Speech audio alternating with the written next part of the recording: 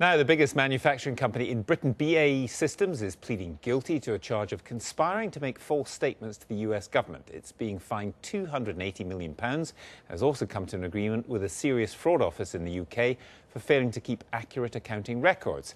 Newsnight's Peter Marshall has been reporting on the events leading up to this moment for a long time, and he joins us now from Washington. Peter. Well, Gavin, this is a huge embarrassment for Britain's biggest manufacturer, but they know if they hadn't come clean, they'd have jeopardised the company's future. For the British government, it's an embarrassment full stop. The Americans have exposed Britain's weakness in dealing with Saudi Arabia. Tony Blair and his cabinet scuppered the UK investigation into that, you'll remember. They caved in under Saudi pressure. The Americans, furious, opened their own investigation and have now got BaE to admit to serious crimes. It's a global settlement to a worldwide scandal.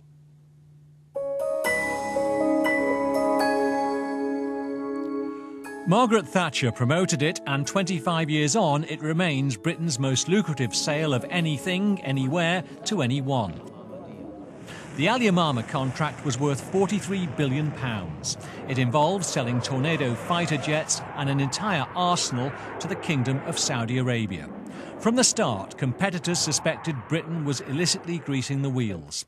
After Peter Gardner, a London travel agent, began working for the Saudis, he revealed details of a £60 million slush fund.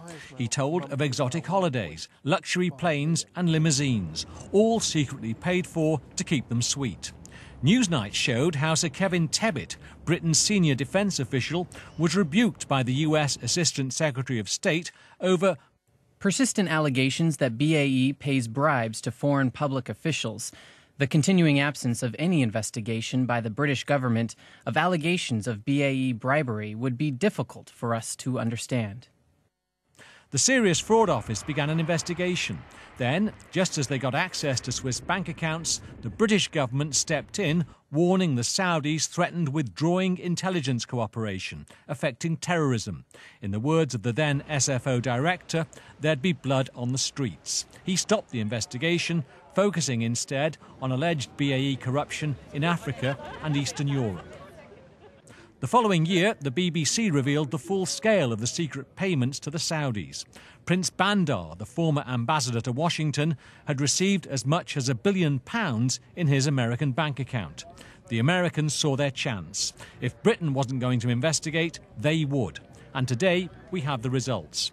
A statement from the US Assistant Attorney General said BaE's conduct had undermined US efforts to ensure that corruption has no place in international trade. BaE's chairman, Dick Olver, is mightily relieved the company's now been able to draw a line under the affair. You can be really confident that we're a changed company. We have been changing everything. We've changed the board, we've changed all of the policies of the company. It's absolutely a responsible company who, as the US government and the United Kingdom government say, is in good shape to undertake business in those countries.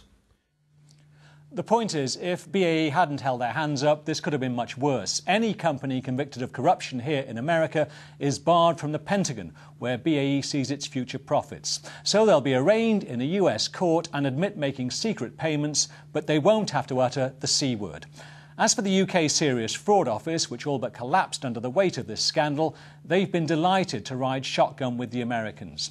The SFO have got BaE to cough to criminal behaviour in Tanzania. As a senior SFO official told me, they're the ones who got ripped off with a BaE radar system the Tanzanians didn't need at a price they couldn't afford. Peter, thanks very much. Well, I'm joined now from Norwich by the Liberal Democrat MP Norman Lamb, who's been campaigning for years for BaE to be held accountable. Are you satisfied with this, Mr. Lamb? Well, there are elements of it that I think are good. I mean, the scale of the fine in the States is clearly significant. And I think it's a damning indictment on the political interference in the UK that stopped the Al-Yamamah investigation. The Americans have now got BaE to make admissions of criminal conduct and secured a significant fine. And it's an outrage that the government, Tony Blair in particular, intervened to stop the investigation here. But I'm also concerned that there were remain very serious allegations of corruption involving contracts in a number of countries.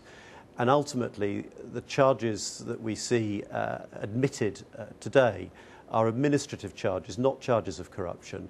Only last week, an Austrian count, a former agent of BaE, was charged with corruption. We hear now that that charge won't be pursued. But up until now, we thought that that was the start of something very significant. So I'm concerned that it's ended without those very serious charges of corruption ever being tested in a court. Do you, however, accept that, you know, as BaE said very strongly today, this allows us to put a very hard line separating the past from the future? We're a change company, the board has changed, the people have all gone who were ever connected to that because it goes back years. So they have got a chance to make a fresh start, and that's good for Britain. Well, I hope very much that that's the case. And of course, they are a major employer, and we want them to be successful, and we want them to behave ethically. But, you know, I mean, my particular interest was the Tanzanian deal, and that, I'm pleased, has been the focus of the one charge that has borne fruit today. And that deal was profoundly unethical, selling a military air traffic control system to one of the world's poorest countries that didn't even have an air force.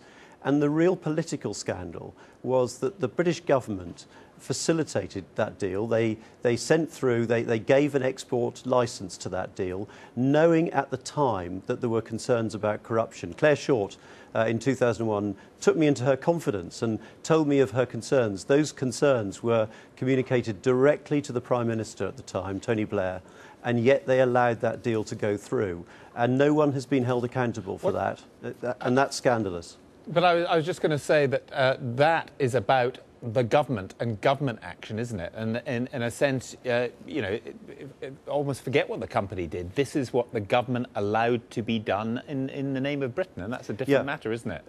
Well, absolutely. I mean, the company behaved unethically.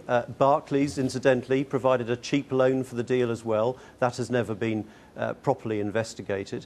But my concern has been particularly the behaviour of the British government, both in turning a blind eye to the Al-Yamamah deal, but also in allowing that scandalous deal with Tanzania to proceed. Mr. Lamb, we're out of time. Thank you very much.